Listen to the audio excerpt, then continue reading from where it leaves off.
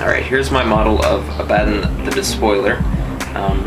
This model was a lot of fun to do. There's a lot of details on it. For the color scheme for the power armor, I combined a couple of colors that you wouldn't traditionally think of putting together, but when it was all said and done, it was turned out pretty good. It's got this kind of browny, metallic kind of look to it. Anyway, let's zoom in and take a look at some of the features. Alright, so first we have the base here, which is made from polystyrene. Just like I usually do it, dry brushed. There's some stones from outside, and I have flocked it. I also have some custom-made skulls, which I will show you later on the base.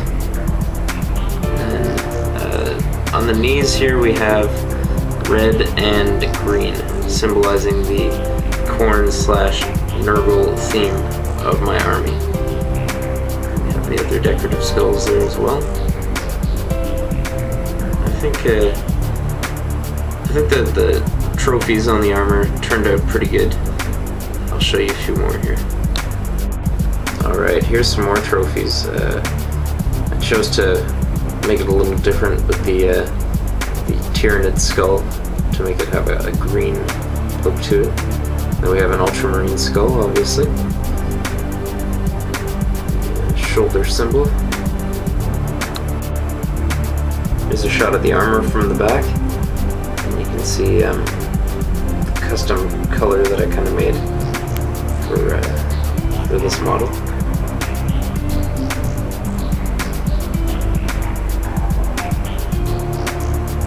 And here you can see some of those custom skulls that I told you about. See one of them in the bottom left. I just made those out of molds, which I made out of green stuff. I like to have a lot of skulls going on the bases. Makes it look nice and menacing.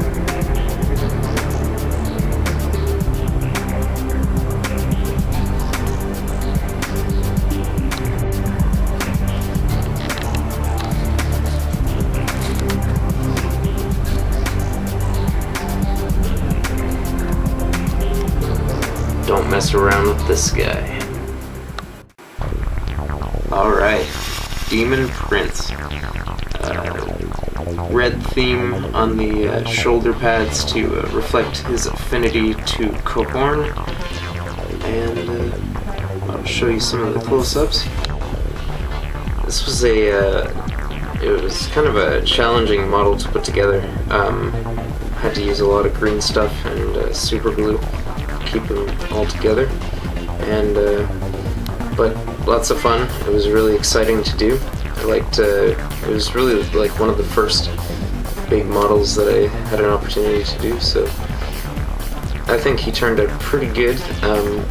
Made a custom scheme that is the same scheme, color scheme that I used with Abbadon, the Despoiler, and I liked doing the demon skin. It was lots of fun. I got lots of texture and character in there, and the symbols were fun too.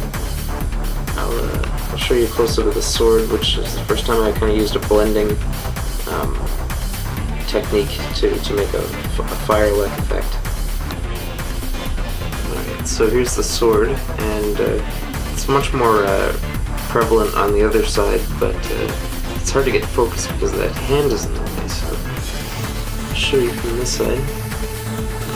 Let's show you the shoulder symbol, which turned out pretty good. It actually kind of looks, I made it look like an eye, it's just surprising, you know, you acquire all these techniques, and that's what I've been doing, you know, researching different painting techniques and layering techniques, and people say, you know, you're getting so much better, but it's really, I'm just applying these new techniques that I've learned, so. Shows that anybody can really become a good painter.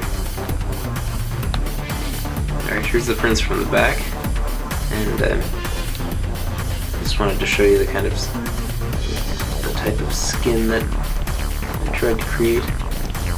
It looked like really like ghastly and kind of demonic looking. And there are those trophies in there. We have a Dark Angel's helmet and a Necron. To do these, I don't even know what to call them, but it's like the jetpacks from the Space Marines, but it's obviously some sort of abomination that's burst forth from the spine of the Demon Prince itself. So I wanted to have kind of a bone look to him.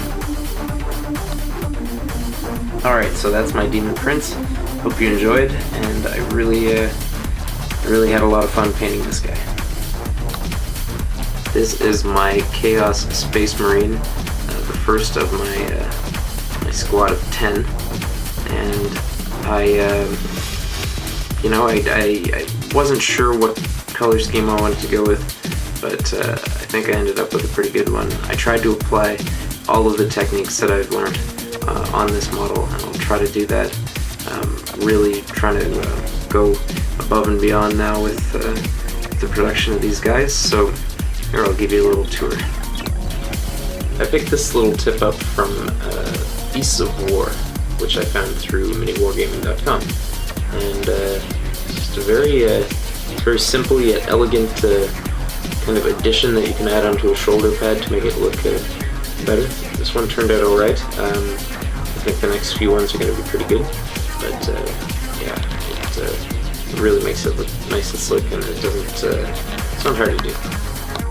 Alright, here's a little look at the backpack. I did a little bit of weathering back here, and a lot of washes to kind of make it look run down and beat up.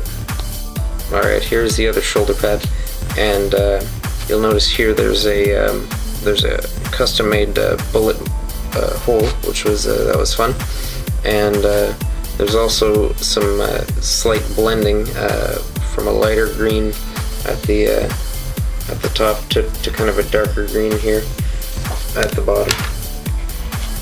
I'm not sure if it's really visible on the camera, but alright, let's talk about this gun.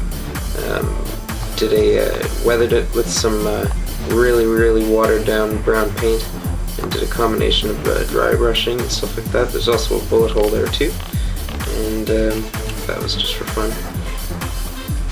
You can actually see into the eyes of the model from this angle, which are a Bad Moon yellow, and I thought that it just really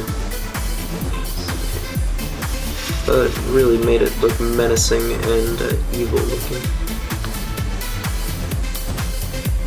And last but not least, with the boots here, all I did was use the same weathering fluid that I used on the gun, and added a Devlin mud.